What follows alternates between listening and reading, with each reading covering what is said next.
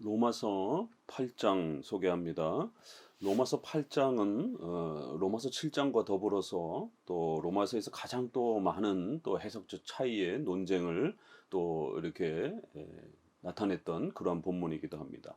소위 말해서 로마서에서 성령장이라고 할 정도로 성령 하나님에 대한 아주 많은 내용들이 소개가 되고 있고, 특별히 로마서 8장은 이제 성화와 관련된 주제들이 아주 풍성하게 소개가 됩니다.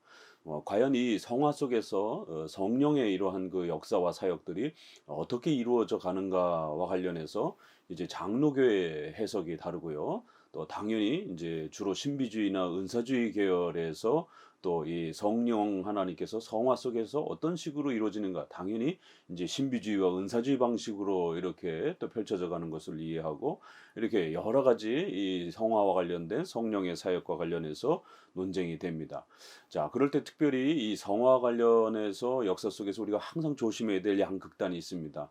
그것은 바로 성화 관련해서 십계명의 이러한 부분들을 제대로 강조하지 않는 이러한 그 무율법주의 이와 관련된 이러한 또 패단들이 있습니다. 이들은 십계명을 등한시 여기고 복음만 강조하면서 성령의 또 이러한 사역들 속에서 신비적인 또 이러한 체험과 은사를 주로 강조하는 이러한 분파들이 주로 무율법주의, 십계명을 율법의 대표로 표현한다라면 바로 그 십계명을 무시하면서 성화 속에서 신비 체험과 은사 체험 쪽으로 끌고 가는 이런 무율법주의의 형태가 있고요.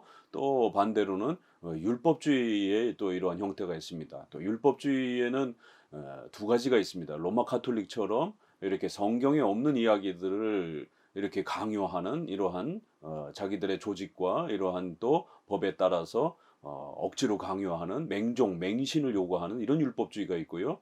또한 십계명의 이러한 몇몇 가지들을 이렇게 지나치게 성도들에게 완전 성화를 이렇게 강조하면서 마치 요 몇몇 기준만 지키게 되면 완전히 성화된 것처럼 또 이러한 주로 경건주의나 또 웨슬레와 같은 이러한 또 감리교 계열에서 지나치게 성도들을 경건의 이러한 완성으로 몰아가면서 다그치는 또 이러한 완전주의와 연결되어진 또 이러한 율법주의적 성향의 이러한 또 성화를 강조하는 이런 형태들이 있습니다. 그래서 율법주의와 무율법주의 다 조심해야 됩니다. 자, 그럴 때 우리 이제 장로교는 어떤 방식으로 이 8장을 소개하는가 또 함께 배워보도록 합니다. 8장 1절, 그러므로 이제 그리스도 예수 안에 있는 자에게는 결코 정죄함이 없나니 이는 그리스도 예수 안에 있는 생명의 성령의 법이 죄와 사망의 법에서 너를 해방하였음이라. 자, 이러면서 다시 한번 또 이 8장의 성화를 설명하기 위해서 또 앞부분에 칭의와 관련된 이러한 또 하나님의 의롭게 여겨주시는 칭의의 이러한 은혜들을 우리에게 다시 한번 강조합니다. 예수 그리스도의 공로를 통해서 이제 우리가 바로 그 죄의 가장 원죄의 핵심인 정죄라고 하는 정죄받아서 형벌적 책임을 가지고 있는 바로 이 죄책에 대한 문제가 완전히 이제 해결되어진다라는 겁니다. 이는 그리스도 예수 안에 있는 바로 그러한 생명의 이러한 그 힘 때문이라는 것이, 바로 그것은 성령 하나님의 거듭나게 하시는 중생의 또 이러한 은혜를 통해서 우리에게 주어지는 것이고, 바로 회개와 또 신앙으로 나아가게 해주시고, 그러므로 인하여 이제 칭의의 이러한 또 의롭다함의 이러한 은혜들이 우리에게 주어지는 이러한 구원의 은혜의 아주 근원적 그 내용을 소개합니다. 그래서 여기에 동사들도 다 부정과거라고 하는, 이 부정과거라는 단어가 헬라어에서는 아주 굉장히 독특한 그러한 그 표현법이기 때문에 여러 번 거듭거듭 강조드렸고요. 특별히 이러한 하나님의 구원 사역과 관련해서 단 한 번 과거에 이렇게 완벽하게 성취된, 두 번 다시 이렇게 연속되는 동작을 표현할 때는 이런 부가라는 동사를 사용하지 않습니다. 단 한 번 과거에 완벽하게 이렇게 뭔가 성취되어진 그런 단회적 사건을 강조할 때 부정과거라고 하는 이러한 동사를 사용하는데,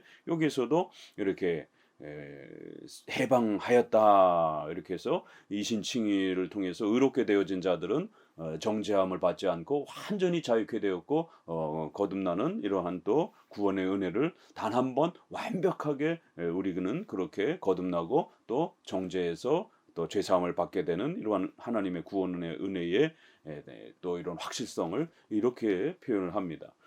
그러니까 이러한 그 표현을 우리는 칭의에 대한 아주 중요한 근거로 또 그리고 성화를 설명하기 위해서 이제 우리 신자들이 어떻게 거룩해져 가야 되는가? 그건 바로 칭의에 대한 결과로서 이루어지는 걸로 칭의에 대한 열매로서 이렇게 이루어지는 성화는 열매적 성격이지 절대로 로마 카톨릭처럼 칭의와 성화가 혼합되어진 형태로 인간의 어떤 의지의 율법적 순종이나 선행의 순종이나 또 경건 훈련의 어떤 순종이 그것이 결합되어서 어떤 신인 협력주의적인 어떤 이러한 공로주의적인 어떤 이러한 부분이 아니다라는 것을 분명하게 선언을 합니다. 그래서 이렇게 칭의의 성격을 다시 한번 소개하고 그런 칭의의 혜택과 은혜의 열매로서 이렇게 성화가 이제 성도들 안에 구체적으로 어떻게 실현되어져 가는가를 이렇게 설명을 합니다. 그런데 이제 놀라운 것은 이 8장에서 우리가 상당히 심각하게 고민해야 되는 것은 이제 로이드 존스의 이 로마서 해석의 가장 심각한 부분들이 7장, 8장에 나타나고 또 존 오웬인과 같이 이러한 그 회중파의 이러한 그 해석들이 로마서 이 7장, 8장에서 상당히 장로교 해석하고 많이 다른 부분들이 나타납니다. 이 성화 부분에서 칭의 부분에서는 뭐 이렇게 같다라고 할 수 있을지라도 이렇게 이 칭의와 연결된 성화와 나머지 구원의 이 성화 다른 그 구원의 질서와 관련된 부분에서 그것을 연결하고 또 그 구조를 이렇게 체계화시키는 데 있어서 장로파하고 회중파나 로이드 존스의 이런 해석들이 상당히 차이가 난다라는 것을 특별히 우리 개혁주의 하는 분들은 더욱 이렇게 주의해서 한번 살펴보셔야 됩니다. 왜냐하면 지금 한국에 많은 회중파가 소개가 되면서 개혁주의의 어떤 대표격으로 계속 이렇게 로이드 존스나 회중파의 또 이런 존 오웬이라든가 이런 분들의 글이 읽혀지다 보니까 이 로마서도 그들의 그런 해석의 그런 관점으로 특별히 성화 관련된 부분들을 이렇게 굉장히 이렇게 좀 과격한 경건주의적 이런 모습으로 이렇게 해석해 갑니다. 왜 그런가 하면 이제 로마서 8장에 이러한 성령의 법이 사망에서 우리를 해방하였다. 또 5장에서 성령으로 기름 부어 주신다. 또 이제 8장 12절이라든가 또 이제 후반부에 16절에 등장하겠지만 성령이 우리 영과 더불어 증거하신다. 이런 부분들을 우리는 칭의의 열매로서 칭의의 그러한 또 결실로서 성화가 어떻게 이렇게 성장하고 나타나고 자라가는가에 대한 방식으로 이렇게 불완전 성화 형태로 이렇게 해석을 하는데 회중파나 로이드 존스는 이 성화 부분에 있어서 상당히 다른 해석을 하게 됩니다. 요런 그 성령의 이러한 그 역사와 5장에서도 그렇고 요거를 칭의의 다른 어떤 연속적인 어떤 하나의 현상으로 이렇게 해석을 합니다. 그래서 분명히 알미니안주의자라든가 로마 카톨릭처럼 이렇게 이중에 여러 단계의 칭의를 소위 말해서 연속적 칭의, 유보적 칭의 형태로 말하진 않습니다. 그런데 존 오웬의 이러한 이제 표현에서도 굉장히 헷갈리는 게 이제 12절을 해석하면서 우리가 육신대로 살 것이 아니요 너희가 육신대로 살면 죽을 것이로다 영으로 몸의 행실을 계속 죽여야 된다. 이제 이런 부분에서 또 성령께서 또 이렇게 은혜를 부어 주신다라고 하는 이런 부분들을 칭의가 계속해서 이렇게 연속적으로 선언되어지는 어떤 하나의 과정으로 이렇게 소개를 합니다. 그러니까 이중칭이라는 말은 쓰진 않는데 단계적 칭의, 유보적 칭이라는 말은 쓰진 않지만 이러한 부분 8장, 5장의 부분들을 칭의가 연속적으로 이렇게 선언되어지는 증거되어지는 어떤 것이다. 이런 표현을 씁니다. 그러니까 로이드 존스도 5장이나 8장을 해석하면서 1단계는 세례로서 구원의 이러한 표시로 이렇게 이신칭의 이러한 표시로서 세례를 이렇게 또 설명을 하지만 표시만 있지 인침이 없다라고 말을 하는 거예요. 인침은 이 5장이나 8장에서처럼 이렇게 성령의 2차적인 기름 부으심으로 그래서 세컨드 블레싱이라고 하는 2차적인 어떤 기름 부으심으로 성령의 어떤 또 다른 어떤 그 역사의 기름 부으심으로 나타나는 그 현상이 나타나야만이 인침이 확실하게 이루어지는 것이다. 이렇게 해서 세례와 관련된 이러한 외적인 구원의 이신칭의의 이러한 표시로서 인침으로서의 이러한 그 세례의 이러한 그 구원의 이 표시의 은혜의 수단을 설명할 때 표시와 인침을 둘로 구별을 합니다. 그래서 표시와 인침이 따로따로 있는 것처럼 그러다 보니까 8장이나 5장의 이런 부분들을 로이드 존스는 마치 성령의 제2 세컨드 블레싱과 같은 인침의 어떤 현상으로 이렇게 해석을 합니다. 또 역시 존 오웬도 이런 부분과 관련해서 최근에 이렇게 브라켈의 조직 신학이 소개가 되었는데 이 브라켈도 역시 에임즈의 그 제자 그룹들입니다. 또 역시 존 오웬도 에임즈의 이러한 그 제자 그룹들이고 그분들의 이렇게 책들을 보게 되면 이렇게 이중칭의라는 표현을 쓰진 않지만 칭의가 계속해서 이렇게 증거되어지고 또 선언돼야 된다. 연속적으로 칭의가 선언돼야 된다.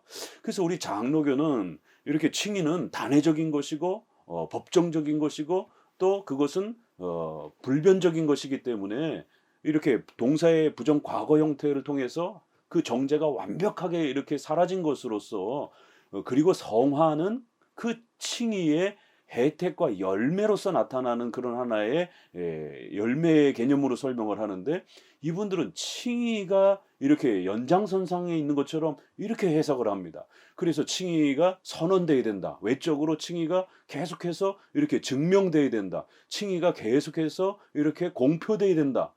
그러니까 칭의가 로마 카톨릭처럼 알미니안주의처럼 1단계, 2단계 이렇게 유보적 형태의 칭의로 점진적 칭의 형태로 계속 만들어져 가야 된다. 이러면 알미니안주의와 로마 카톨릭입니다.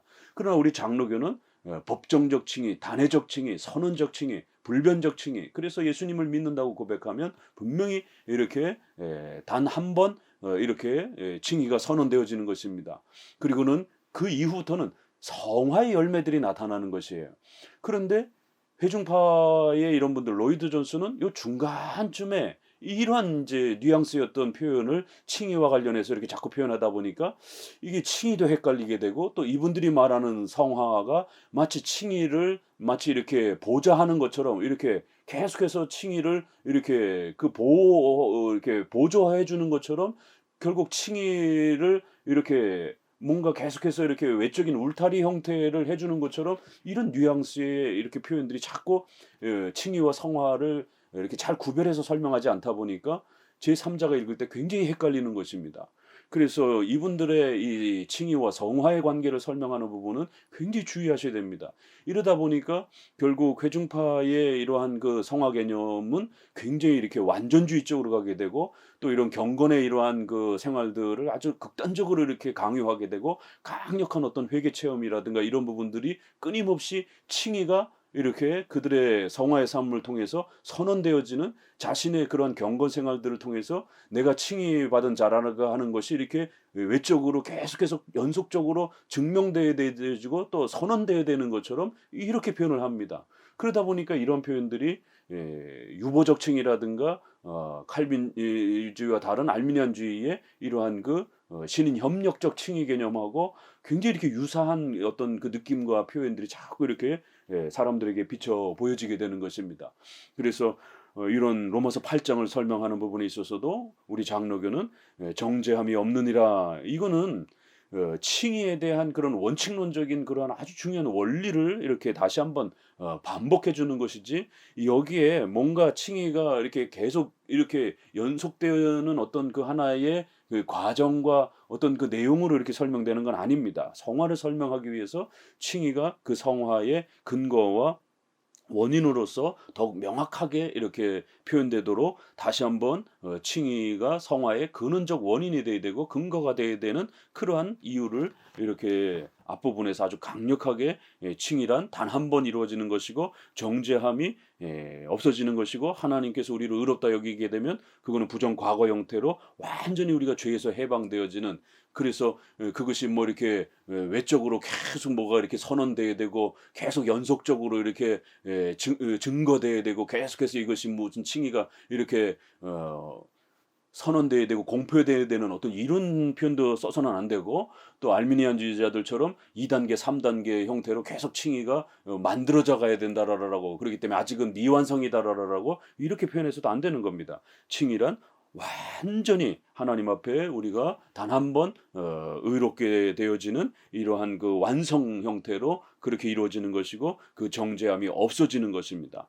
자, 바로 그러한 칭의의 이제 열매가 우리 성도들 안에서 이제 성화를 통해서 성화란 우리의 부패와 생활죄와 관련된 그러한 이러한 또 직접적인 생활에 이러한 죄 속에서 나타나는 이러한 열매들이 점점 거룩해져가는 바로 그러한 열매들이 신자로서 원죄가 이렇게 원죄의 죄책이 사함받은 자들이 생활에 이러한 부패와 오염과 생활죄에 있어서 더욱 거룩함으로 나타나는 열매와 결실로서 우리 장로교는 그렇게 소개하는 거예요. 그러다 보니까 그런 부패와 오염은 우리가 죽을 때까지 부활체를 받기 전 우리가 또 죽음으로 죽음의 그 단계에 이르기 전까지는 죽을 때까지 그런 어떤 죄의 유혹을 받을 수도 있고 또 외적인 그런 공격도 받을 수가 있는 것입니다. 그래서 우리는 불완전 성화라라고 하는 이 외적인 또 전인격적인 이러한 실제적인 인간의 부패와 오염에 대한 문제들은 죽을 때까지 바뀌어져 가고 성장해 가는 것이에요. 그렇기 때문에 뭐 칭의가 이렇게 계속적으로 이렇게 경건 생활에 또 성화의 어떤 그 수준을 가지고 계속 선언돼야 되고 어떤 공표돼야 되는 이런 쪽으로 칭의와 성화를 연결해서 이런 식으로 칭의와 성화가 이렇게 비슷하게 이렇게 표현되어지게 되면 큰일 납니다. 칭의와 성화는 아주 분명하게 이렇게 구별해서 표현하되 칭의와 성화를 너무 이렇게 또 찢어 놓거나 분리하면은 안 되는 것이에요.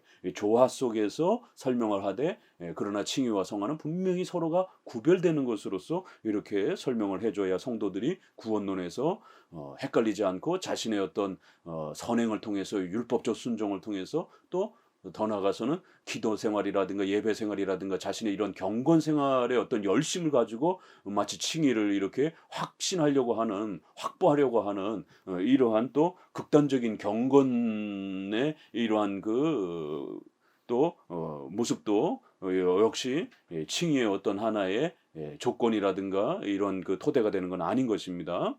자, 그래서 이렇게 칭의가 어떤 것인지를 다시 한번 칭의의 위대한 힘이 얼마나 대단한 것인지를 소개하고 난 다음에 그러한 칭의받은 신자들 또 거듭난 중생된 신자들은 그럼 이제 어떻게 살아야 되겠느냐라고 했을 때 본격적으로 바로 이 칭의란 죄로 말미암아 자기 아들을 죄 있는 육신의 모양으로 보내어 육신의 죄를 정하사 육신을 따르지 않고 그 영을 따라 행하는 우리에게 율법의 요구가 이루어지게 하려 하셨다. 이렇게 해서 바로 칭의란 오직 예수 그리스도의 그러한 공로를 통해서 예수님이 이 땅에 오셔서 그 예수님에게 모든 죄값을 그렇게 부여하셨고 우리 대신 죄값을 짊어지시면서 그렇게 율법의 모든 순종의 요구들을 완벽하게 그렇게 순종하시면서 십자가에 죽으셨고 그 십자가의 은혜를 통하여 또 순종의 은혜를 통하여 이루신 그 의를 우리가 값없이 받았다. 이게 바로 칭의라는 거예요.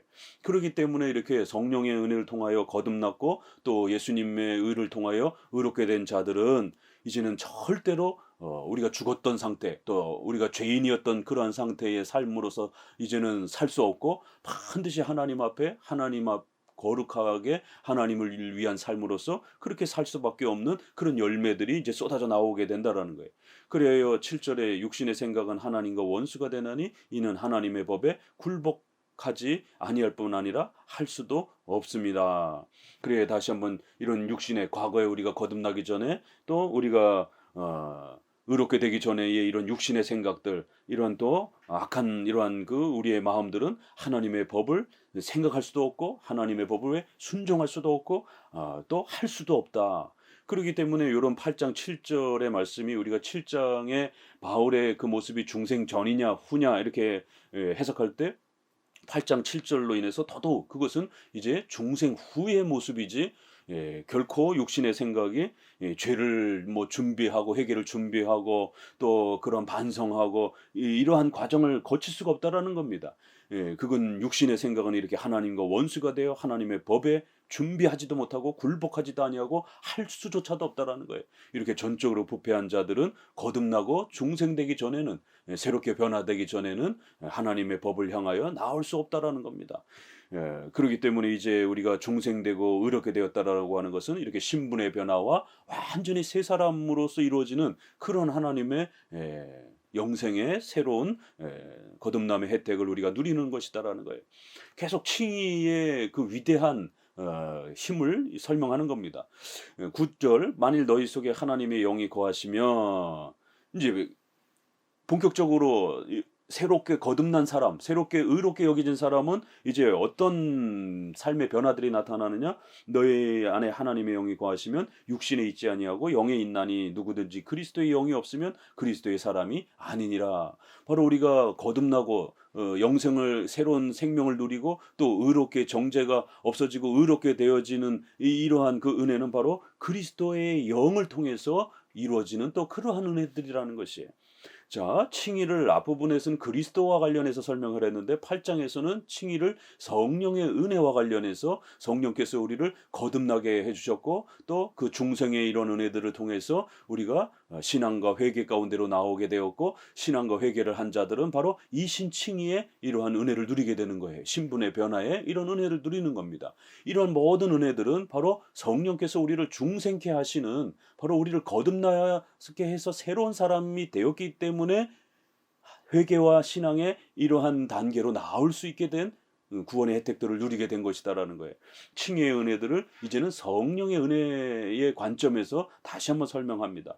그래서 성령이 없었다라면 우리가 중생할 수도 없었고 새롭게 태어날 수도 없었고 그렇게 새롭게 태어나지 못한 자들은 육신의 생각 속에 사로잡혀서 죄악된 죄인의 생각 속에 여전히 남아 있어서 하나님을 향하여 결코 나올 수 없는 칭의받을 수 없는 이러한 그 상태에 있다라는 거예요. 그러나 이제 성령의 도우심으로 인하여 우리의 영혼이 거듭났고 중생되어 신앙과 회개에 나올 수 있게 되었고 신앙과 회개를 하게 되면 이신칭의의 이런 은혜들을 누리게 된다라는 거예요. 그래서 11절에 예수를 죽은 자 가운데서 살리신 이의 영이 너희 안에 거하시면 그리스도 예수를 죽은 자 가운데서 살리신 이가 너희 안에 거하시는 그 영으로 말미암아 너희 죽을 몸도 살리시리라. 이렇게 우리가 성령의 도우심으로 예수 그리스도의 이러한 그 공로와 은혜들을 얻게 되었고 그런 은혜 속에서 우리가 이제 새로운 삶을 살아갈 수 있는 그러한 또 은혜와 혜택을 누리게 되었다라는 거예요.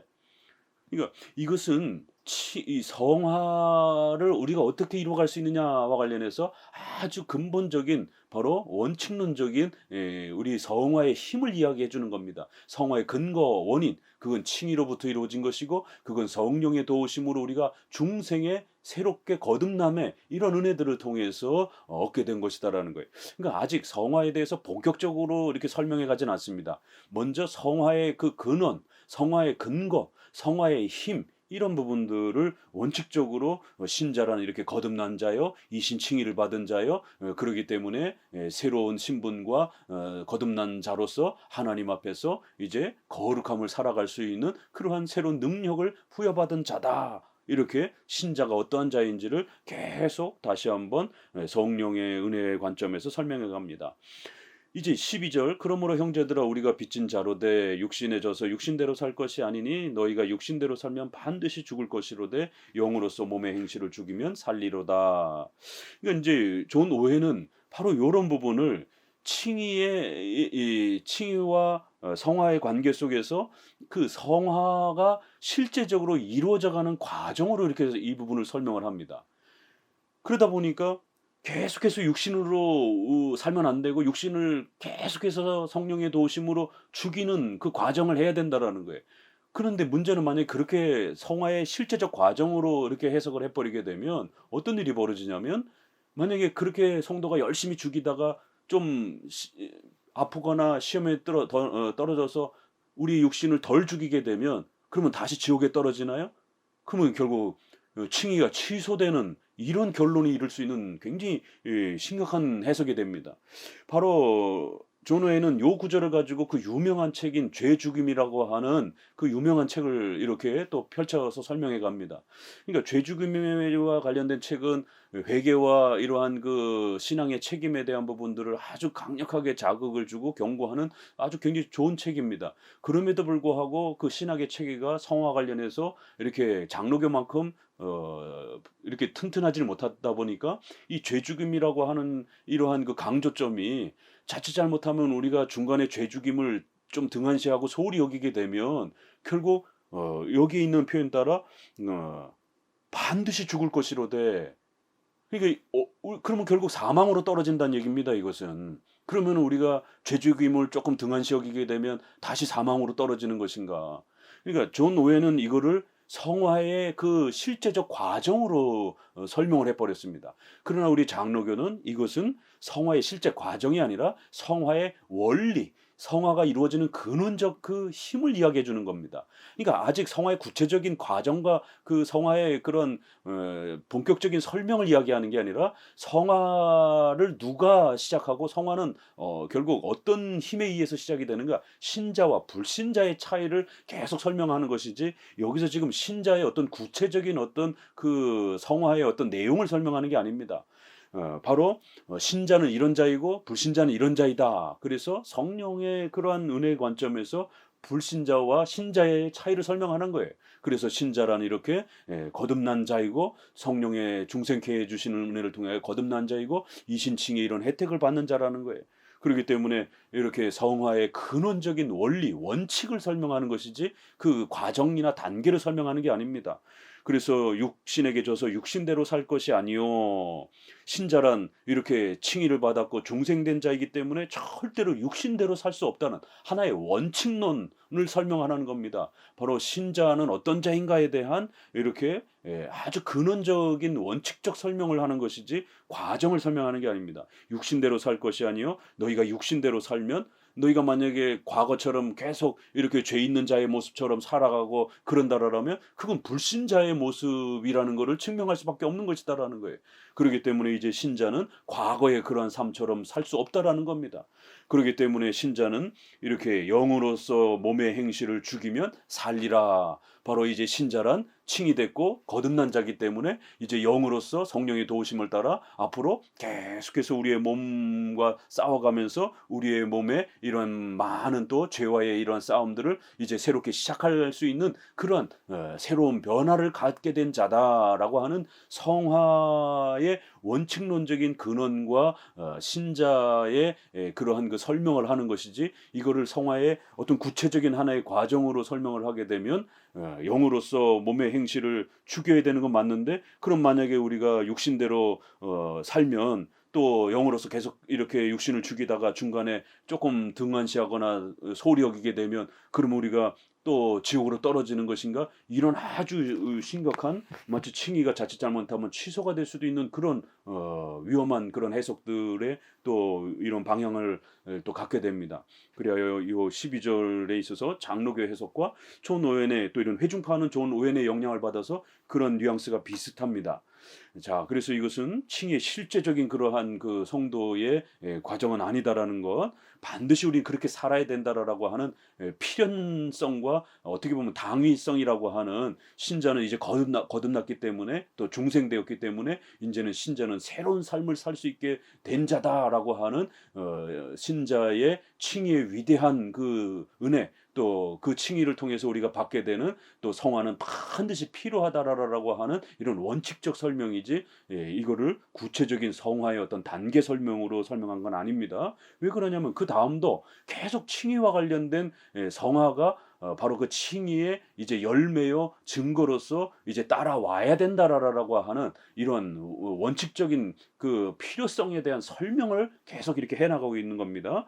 무릇 14절에 하나님의 영으로 인도함을 받는 사람은 곧 하나님의 아들이라. 이렇게 신자와 불신자의 차이를 설명을 하는 것이지 신자의 어떤 그 과정을 설명하는 게 아니에요. 계속 신자와 불신자가 어떻게 서로 원칙적으로 서로 다른가. 그래서 신자는 칭의받고 성령의 중생함을 통하여 이제 새로운 삶을 살 수 있는 은혜와 능력을 부여받은 자다. 이런 원칙적인 설명을 하는 거예요. 영으로 인도함을 받는 사람은 하나님의 아들이다. 그래서 너희가 다시는 무수하는 종의 영을 받지 아니하고 양자의 영을 받았으므로 여기도 부정 과거형을 씁니다. 우리가 중생된다라는 것, 또 이신칭의를 통해서 이렇게 의롭게 되어진다라는 것, 그래서 양자의 이런 신분, 하나님의 자녀의 신분을 받는다라는 것, 이거 다 부정 과거, 단 한 번 이루어진 것이에요. 신자가 성화 속에서 계속 육신을 죽여야 되는데 만약에 육신을 중간에 열심히 죽이지 못하게 되면 다시 또 이렇게 지옥으로 또 불신자가 되는 이런 그 어떤 연속적 과정이 아니라는 겁니다. 양자의 영을 받은 건 단 한 번 완벽하게 그 신분은 절대로 불변하다라는 겁니다. 우리가 아빠 아버지라 부르짖느니라. 그리고는 이제 16절에 성령이 친히 우리의 영과 더불어 우리가 하나님의 자녀인 것을 증언하시느니라. 바로 요 구절이 로이드 존스의 해석하고 다릅니다. 또 회중파하고 해석과 다릅니다. 여기에 이제 삼격의 이러한 뭐뭐 이 에게라고 하는 이 부분을 로이드 존스도 그렇고 웨슬레도 그렇고 이게 다 이렇게 회중파 계열의 사람들은 요 성령께서 성도들에게 뭔가를 2차적으로 뭔가 계속해서 이 증언하신다라는 거예요. 그러니까 칭의가 이렇게 성도들의 그 삶 속에 성화랑 연속이 되면서 그 신자가 칭의를 이렇게 계속 인지하도록 이렇게 뭔가 증언하는 이렇게 연속적이고 또 다른 어떤 두 번째, 세 번째 단계의 어떤 그 증언들을 이렇게 덧입혀 주신다라는 거, 더하여 준다라는 것이. 그러니까 요 부분에서 이 뭐뭐에게라는 해석을 이렇게 신자에게 직접적으로 누구에게 신자에게 성령이 우리의 영과 더불어서 우리의 영에게 우리가 하나님의 자녀인 것을 신자가 칭의받은 자인 것을 계속적으로 선언해주고 공표해주고 검증해주는 어떤 그러한 기름 부심이다. 이렇게 로이드 존슨은 해석을 하는 것이에요. 그래서 2단계의 어떤 칭의의 어떤 그 내용과 효과이다. 이렇게 소개를 하는 것입니다. 그렇지만 우리 개정판 번역도 잘 됐습니다. 우리의 영과 더불어. 그러니까 우리 칼빈이나 개혁파 쪽에서는 어떻게 해석을 하느냐면 이거는 신자에게 뭔가를 이렇게 계속 이렇게 2차, 3차로 이렇게 더하여 주는 그런 어떤 성령의 은사를 이야기하는 게 아니라 성령의 내적인 역사가 우리 신자들과 더불어서 신자들과 함께 신자들의 영 속에 바로 끊임없이 우리가 하나님의 자녀라라고 하는 이런 내적 조명의 이러한 그 기쁨과 즐거움들을 성령 하나님께서 이렇게 그것을 증명하시고 그것을 우리 안에 이렇게 확신시켜주는 이렇게 객관적인 또 이러한 성령의 은혜와 주관적인 또 그러한 내적인 이러한 은혜의 이러한 그 혜택들을 어떻게 설명할 것인가에 대한 이러한 아주 중요한 이 칭의의 원칙론적인 중생의 이러한 그 은혜들을 이것이 성령 하나님께서 우리에게 어떻게 부여해 주시는가. 그래서 그것이 양자의 이러한 그 하나님 앞에 자녀가 되는 이런 즐거움과 기쁨으로 그렇게 성령 하나님께서 우리의 구원의 은혜를 이렇게 확립시켜 주신다라는 것이. 그러니까 이것은 어떤 제2, 제3의 또 계속해서 뭔가를 우리 신자에게 다음 단계로 이렇게 뭔가 이렇게 증언하시고 뭔가를 더하여 주시는 어떤 그런 내용이 아니라 성령과 신자가 계속해서 함께 이 구원의 이신칭의와 중생의 또 성화의 이런 은혜들을 더불어 우리의 영과 더불어 성령 하나님께서 우리 마음속에 내적인 이러한 그 은혜들을 이신칭의를 통해서 중생을 통해서 또 성화의 이러한 그런 구원의 열매를 통해서 성령 하나님께서 놀랍도록 그렇게 구원의 은혜를 이렇게 우리에게 확립시켜 주신다라는 것이에요. 그러니까 이것은 신자에게 뭔가 성령께서 계속 다음 단계 이렇게 신자에게 뭔가를 더하여 주신다 이런 개념이 아니라 신자의 영과 더불어 성령 하나님께서 칭의의 은혜와 양자의 은혜와 또 이러한 성화의 이러한 열매들을 함께 계속해서 이렇게 은혜를 부어주신다, 함께 해주신다 이런 뜻입니다. 이 참 이런 우리의 영과 더불어 증언하신다라고 할 때 이 증언이 무엇이냐 이 해석의 차이인 겁니다. 그래서 로이드 존스는 바로 여기서 또다시 5장에서 설명했던 성령의 기름 부으심이라고 하는 이런 부분으로 은사 체험의 이 2단계 체험의 이러한 어떤 형태로 성령께서 또 부어주시는 또 다른 어떤 구원의 이러한 단계이다라고 이렇게 아주 지나치게 강하게 해석을 합니다.